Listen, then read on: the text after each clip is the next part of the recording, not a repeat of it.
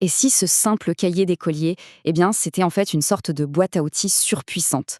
Une boîte à outils pour comprendre le monde qui nous entoure. C'est exactement ce qu'on va explorer ensemble. Allez, on plonge dedans. Ce n'est pas juste un cahier rempli de leçons, non. Il faut plutôt le voir comme une collection d'outils qu'on va découvrir un par un. Chaque chapitre, c'est comme un nouveau compartiment qu'on ouvre. Alors, on commence par le premier compartiment. C'est celui qui va nous aider à y voir plus clair, à donner un sens à tous ces chiffres, toutes ces infos qui nous submergent un peu tous les jours.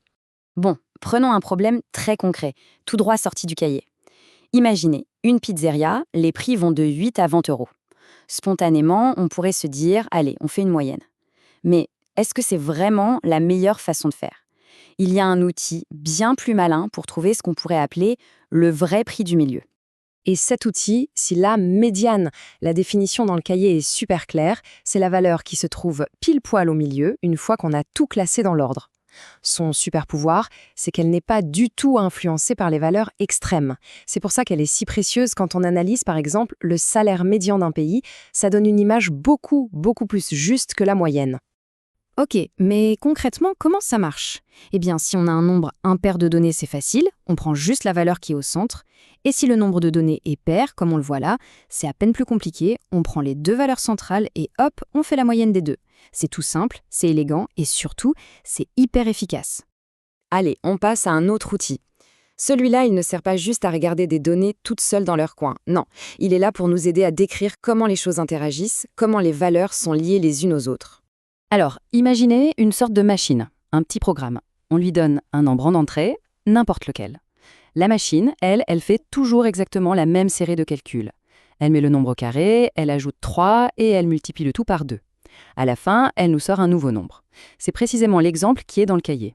Et voilà, on voit la machine en plein travail. Pour chaque nombre qu'on met dedans, il en sort un autre. C'est systématique. Cette relation, ce lien de cause à effet, eh bien c'est ça, le cœur du concept de fonction en mathématiques. Donc ce qu'il faut retenir, c'est ça. Une fonction, c'est un processus qui prend un nombre de départ, qu'on appelle l'antécédent, et qui lui associe un et un seul nombre d'arrivées, qu'on appelle l'image. C'est vraiment un outil de base pour modéliser toutes sortes de relations dans plein de domaines différents. Bon, on change de compartiment, c'est l'heure d'ouvrir celui de la géométrie. Là-dedans, on va trouver les outils qui nous permettent de mesurer, de comprendre le monde physique, l'espace tout autour de nous. Ah, et là on a une vraie star de la géométrie, le fameux théorème de Thalès. Toute sa beauté, toute sa puissance, elle est là. Il nous permet de calculer des distances inaccessibles, des trucs qu'on ne peut pas mesurer directement. Et tout ça, juste en jouant avec des proportions. Et cet exemple, il est parfait pour voir à quel point c'est utile. Le cerf-volant de Thomas, il est à quelle hauteur? Eh bien, pas besoin de grimper à l'arbre, juste avec quelques mesures prises au sol, le théorème nous donne la réponse. Comme ça, c'est presque de la magie, non? Mesurer des longueurs, c'est super. Mais bon, pour vraiment maîtriser l'espace, il manque un truc, les angles. Et pour ça, il nous faut un autre outil. Et la clé, la voilà, c'est le fameux SOHCAHTOA. Ce n'est pas une formule magique, mais c'est un moyen mnémotechnique absolument génial pour ne jamais oublier les relations entre les côtés d'un triangle rectangle et ses angles. Le sinus, le cosinus et la tangente. Et regardez-moi cet outil en action. On se place à 60 mètres d'un arbre, on mesure l'angle avec lequel on voit la cime, et c'est tout. La trigo fait le reste et nous donne la hauteur exacte de l'arbre, sans bouger du sol. C'est ça, la puissance de ces outils quand on les combine. Ok, on change complètement de perspective maintenant. On va ouvrir un nouveau compartiment, celui qui contient les outils pour quantifier l'incertain, pour essayer de comprendre les règles du hasard. Pour ça, prenons un exemple que tout le monde connaît, un simple dé à 6 faces. La question est toute bête, quelles sont les chances de faire un score plus grand que 4? La logique derrière est super simple. On compte d'abord les résultats qui nous intéressent. Ici, c'est obtenir un 5 ou un 6. Ça fait donc 2 cas favorables. Ensuite, on divise par le nombre total de possibilités, c'est-à-dire 6, puisqu'il y a 6 faces. La probabilité est donc de 2 sur 6. C'est vraiment l'outil de base pour commencer à analyser le hasard. Mais alors, quand les choses deviennent un peu plus compliquées, par exemple avec plusieurs lancers de dés, eh bien, on sort un autre outil de la boîte, le tableau à double entrée.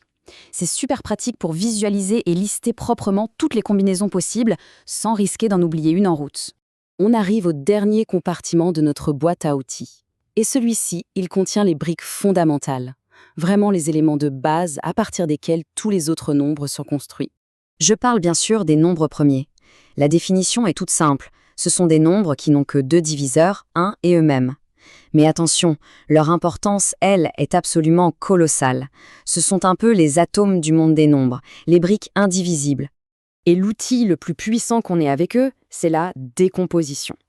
N'importe quel nombre entier peut être réécrit comme un produit unique de ces fameux atomes. La méthode est super élégante. On prend un nombre, comme 300, et on le divise par le plus petit nombre premier possible, encore et encore, jusqu'à arriver à 1. C'est un peu comme si on découvrait l'ADN de chaque nombre. C'est unique. Et voilà, on a fait le tour de notre boîte à outils. On a vu les statistiques pour décoder les données, les fonctions pour décrire des relations, la géométrie pour mesurer le monde, les probabilités pour explorer le hasard, et enfin, la théorie des nombres pour aller chercher les secrets les plus profonds des chiffres. Au final, ce cahier, il nous rappelle quelque chose d'essentiel. Les maths, ce n'est pas juste une matière à l'école avec des notes et des examens. Non, c'est une véritable collection d'outils super puissants et accessibles pour réfléchir et résoudre des problèmes. La seule question maintenant, c'est de savoir, face à un nouveau défi, quel outil choisira-t-on en premier ?